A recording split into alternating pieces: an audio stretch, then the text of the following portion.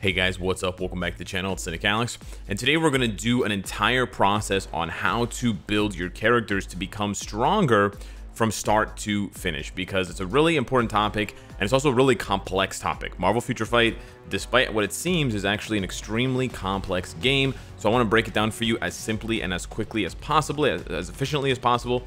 And I also want to point out that the last time I made one of these dedicated videos was so long ago that the game looked so hilariously different than it does now. This was 4 years ago, back in February of 2017.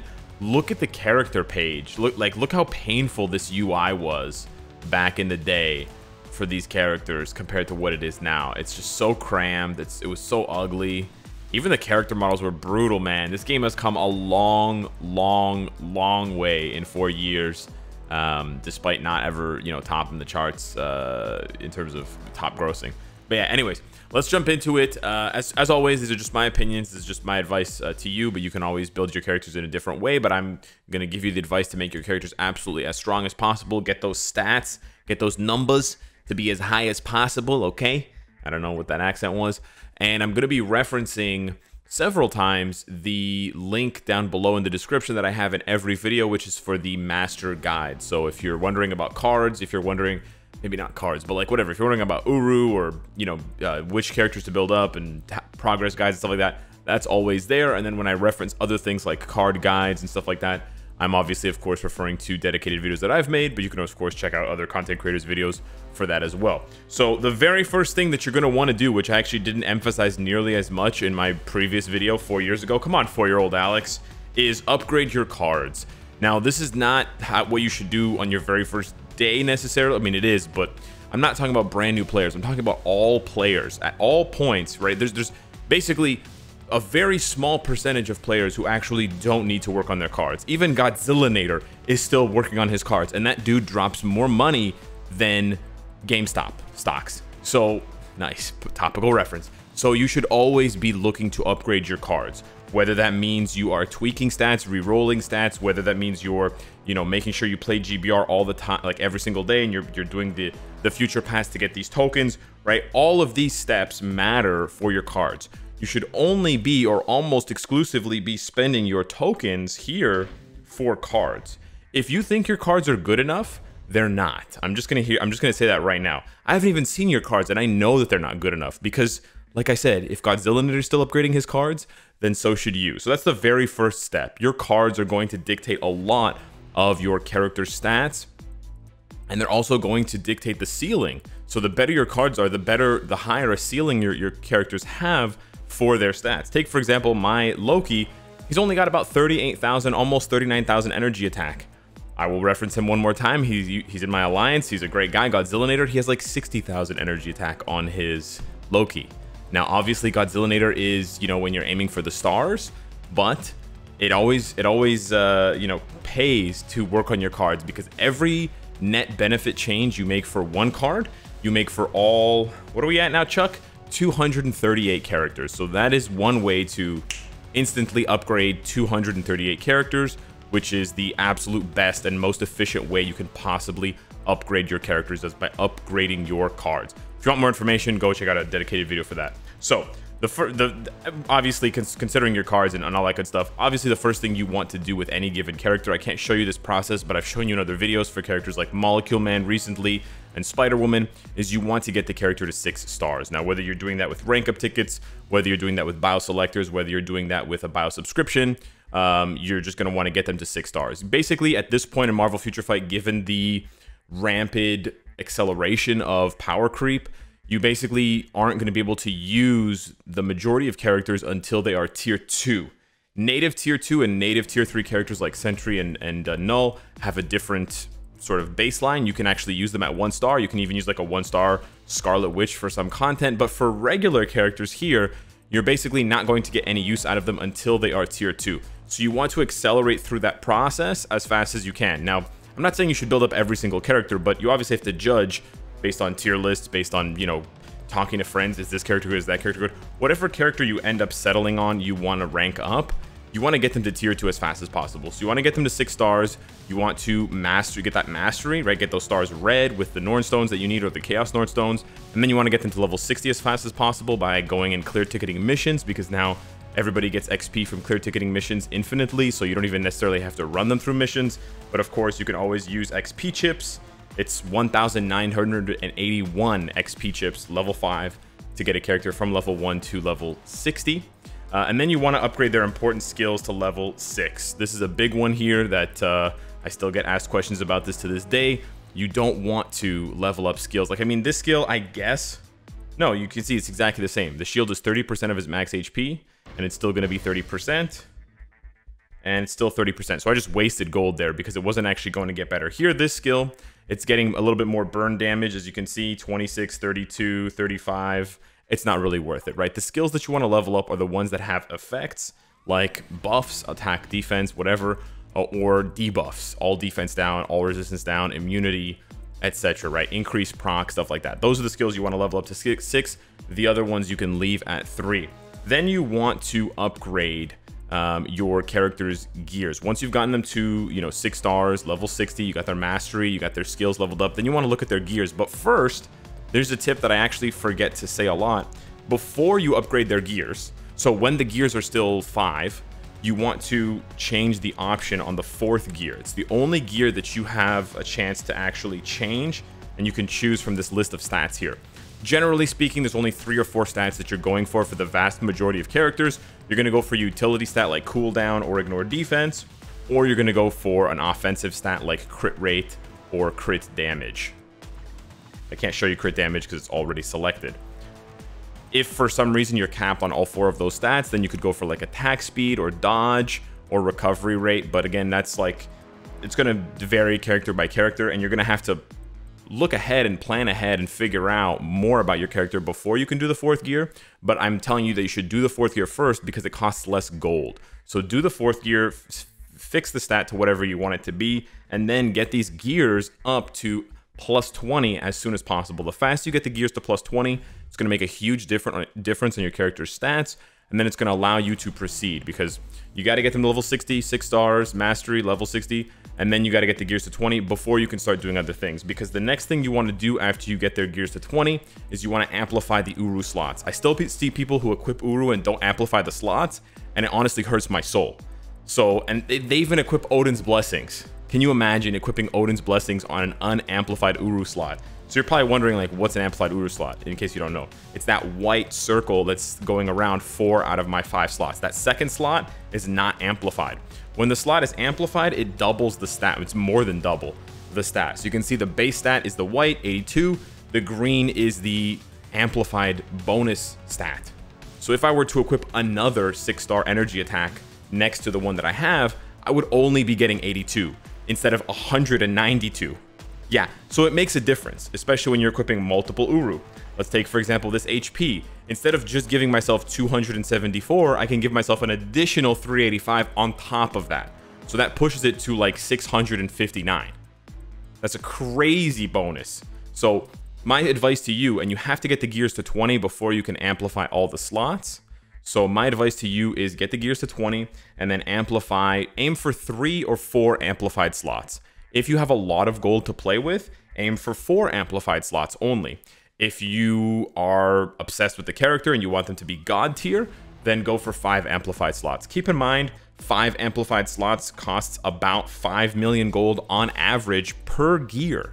That means you're looking at spending a minimum of 20 million gold to amplify all 4 gear slots with 5 amplified Uru slots.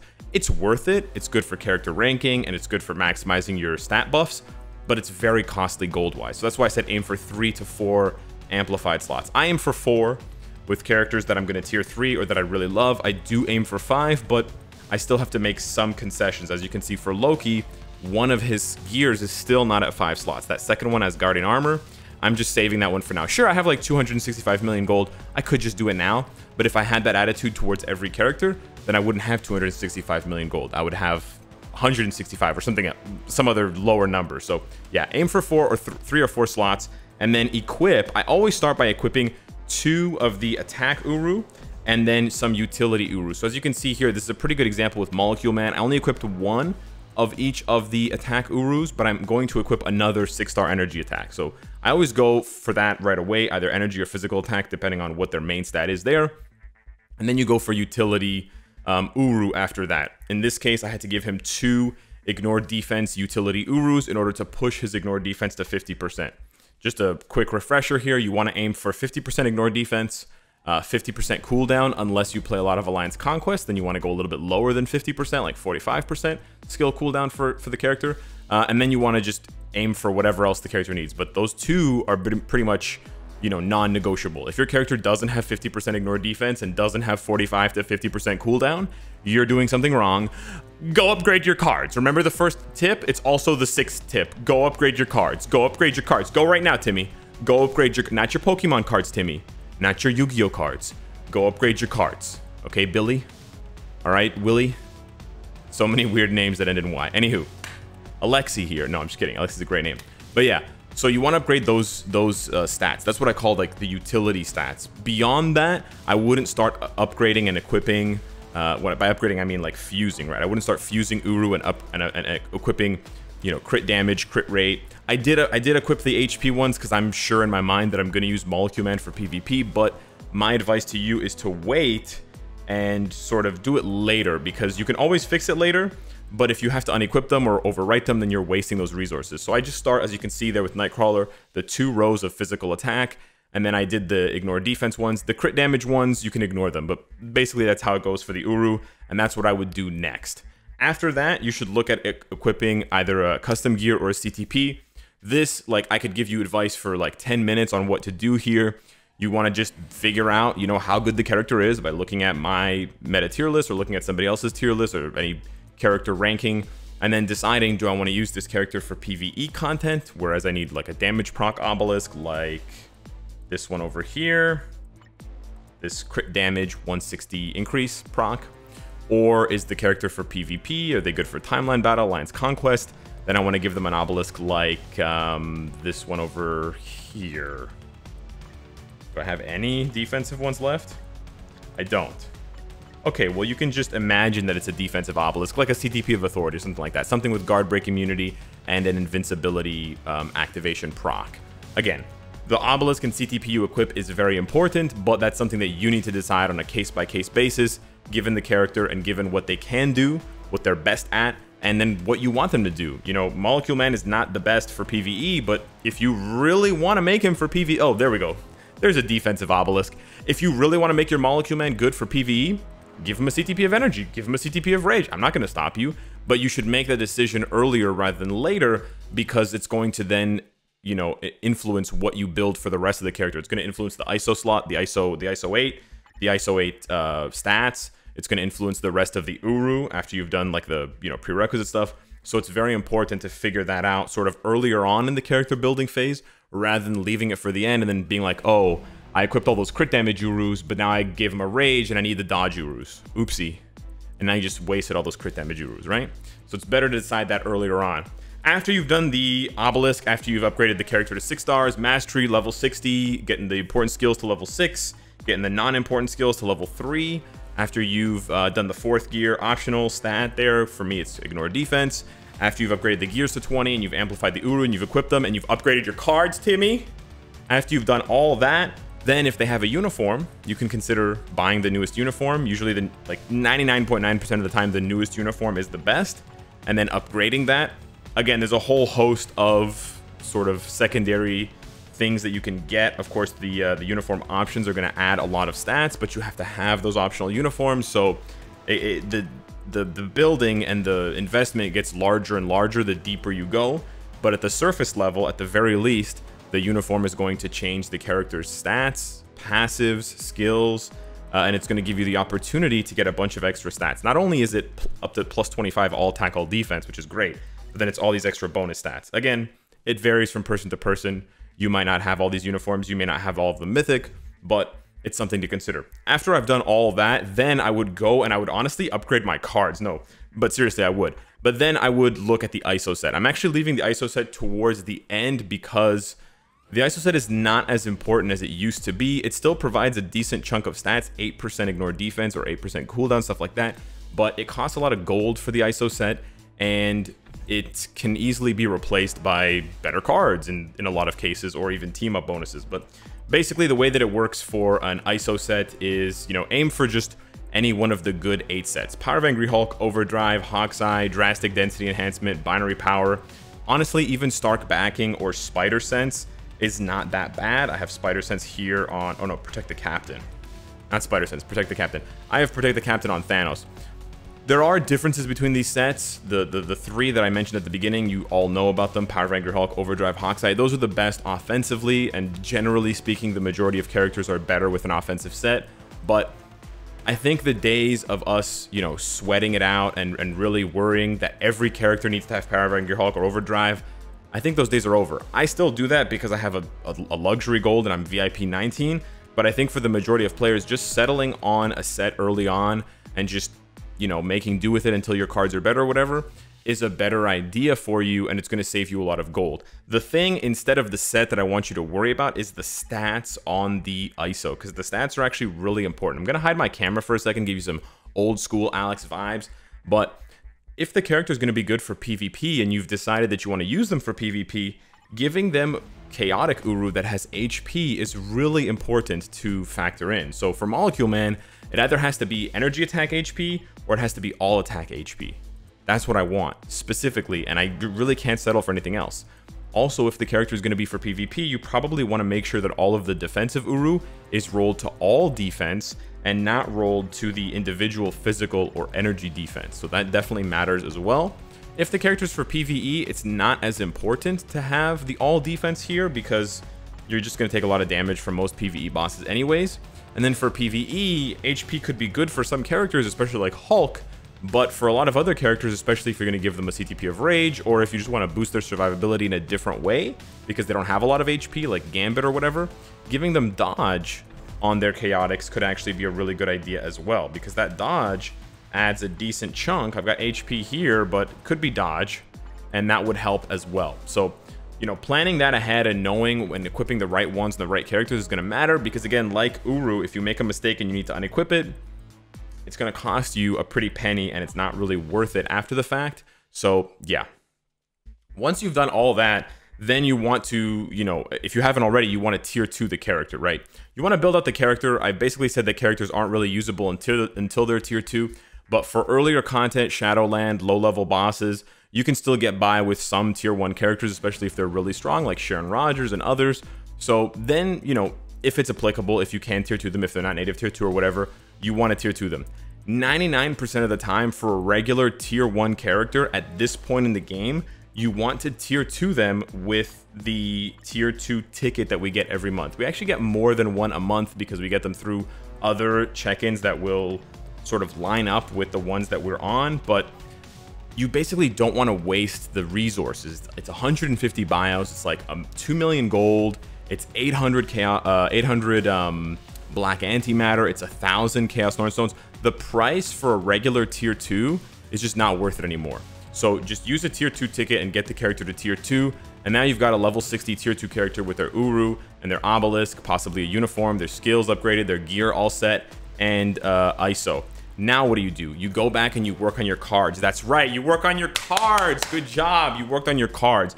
So what do you do after you work on your cards? Well, then you take the character into World Boss Ultimate, and this goes as well for all of the Epic Quest characters. Doctor Strange, Deadpool, you have to get their gears to 20, get them to level 60, and then get them, you don't have to get them to tier 2, but for every other character, you get them to tier 2, and then you take them into World Boss.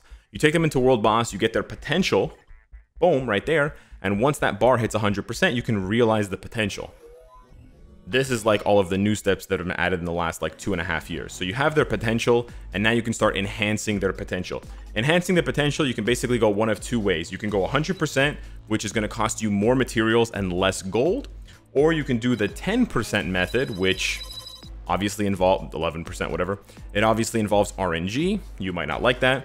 It does on average. That's how numbers work. On average, it will save you materials, but it will cost you more gold. So you basically have to weigh, you know, do I want to waste more gold? Do I want to waste more materials, right? Sometimes you don't have a choice because you just don't have 48,000 black antimatter lying around, so you have to go for the 10% method. But keep that in mind. For the mutants, for the mutant characters, I would always recommend doing 100% because you have a cap, right? There's a limited amount of materials for mutant characters. I don't actually have any mutant characters that are not level 70 to show you, but because there's a cap on these. Why did I go to her? She's not a mutant. Anyways, because there's a cap on these materials, you want to just do 100% for these characters, and don't have to, don't worry about RNG and just do it, because you have a limited cap. You're gonna hit the cap eventually, and then you would have, farmed stuff that you can't equip and you can't keep, and it would just sort of burn up in like an invisible overflow. So go 100% on the mutants. Otherwise, consider the 10% method for the potential of a character. Once you've got that character to level 70, you also have to use biometrics, for example. Like, let me just show you here real quickly. I'm going to do 100% for Morbius here. Actually, I shouldn't have chosen Morbius, but it's okay. We'll talk about that later. And then you're going to use biometrics to, let's not use hers. Use biometrics to get the character to level 70. Once you've gotten the character to level 70, now you have the most careful decision to make. And I probably should have emphasized this a little bit more before I got to this point of the video, like 20 minutes in, but this is something that I've made a mistake on so many times, and it's part of the character building process, but you should be very careful. You should not, unless you're Godzillinator or me, or you're swimming in money, whatever, you should not upgrade a character's gears past plus 20 unless you plan on awakening, transcending them, or tier 3ing them. So for example, I want to tier 3 Spider-Woman, but I'm not planning to awaken Spider-Woman. Did I say Spider-Man? Anyways, I want to awaken and transcend Spider-Woman, but I'm not planning on it, so I'm not touching her gears. They're staying at 20. Upgrading them does give her more stats, but it's not worth it unless I'm going to go all in. Because doing this like partial investment, so take a look, for example, Human Torch. I upgraded 2 of his gears to 22. Those are those are resources that I can't get back now. And it could be months, it could be years. It's literally has been years. It's been 2 years since Human Torch came out, and I can't get those materials back, and I haven't used them for anything.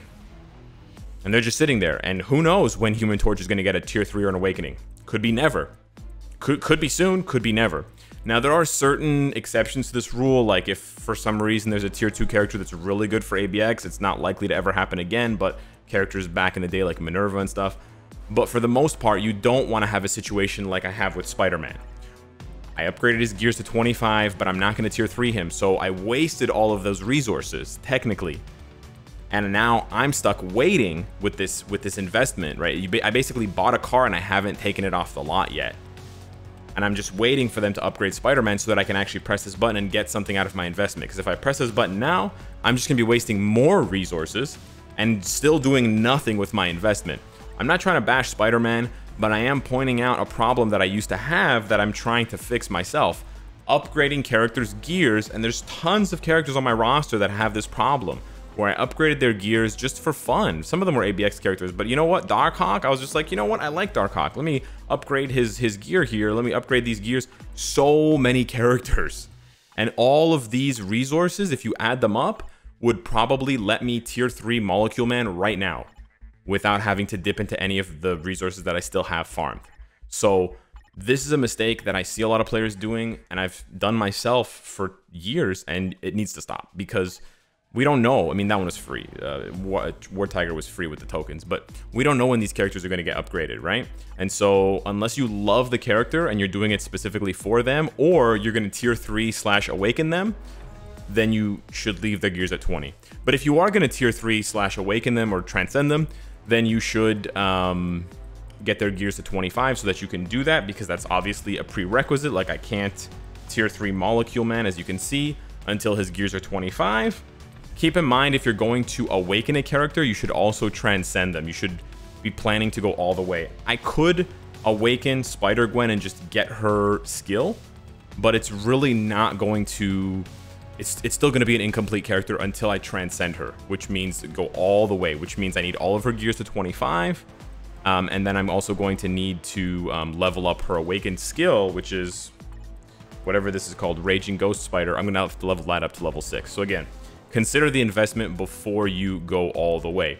And then last but not least, probably shouldn't be the last thing you do, but it is one of the, you know, more niche things, is upgrading the type enhancement. Type enhancement is really useful for PvP and for character ranking and for some PvE content like Shadowland and some world bosses, but it's usually left until the end unless you're a PvP focused player, because the results and the costs are really just not worth the investment, and it's kind of an afterthought for a lot of players. But I just wanted to mention it because it is part of the character building, and it does make your character stronger in specific content. But if you're only playing, like, you know, regular universal world bosses, it's not going to give you an advantage because there's no type advantage against universals. So yeah, that is the updated character building guide for how to make any character stronger. Hit me up in the comments down below. Thank you so much for watching. Upgrade your cards, Timmy, and I'll see you in the next one. Take care.